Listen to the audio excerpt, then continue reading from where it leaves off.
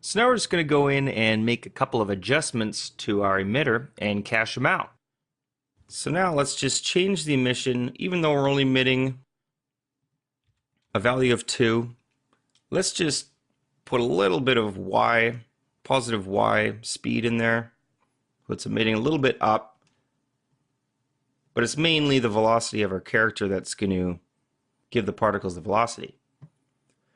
So okay, let's go ahead and let's create another emitter.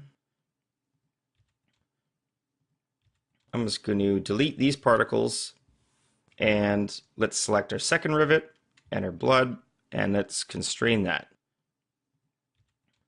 And let's do the same thing for our secondary emitter here, although I'm going to start this a little bit later. So I'm going to go to frame 6, key it off, and let's go to 7,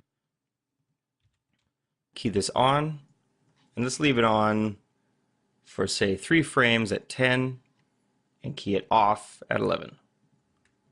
And now let's add our same attributes here. Let's do 0 in x, 1 in y, a spread of 0.05, and a speed of 2, and a speed random of 2.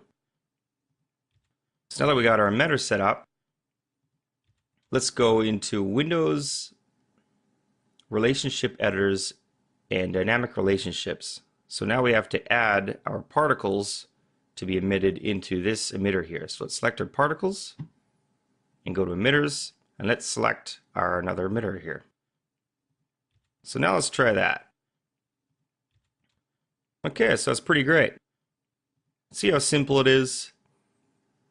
And if we play around with our emitter here, we can see that if we increase the speed, say, we'll get a lot more of an emission that's going to break it apart.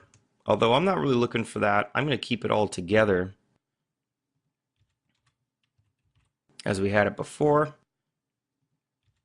So now one final thing we're going to do is we're going to create a volume axis field just to break it up a little bit. So let's go to Fields and Solvers and Volume Axis. And we're just going to add a little bit of turbulence to the particles. And I'm going to constrain this just around his body. And so I just want it to break it up, our patterns a little bit here. So I'm going to select any one of the rivets and volume axis field, and let's constrain this.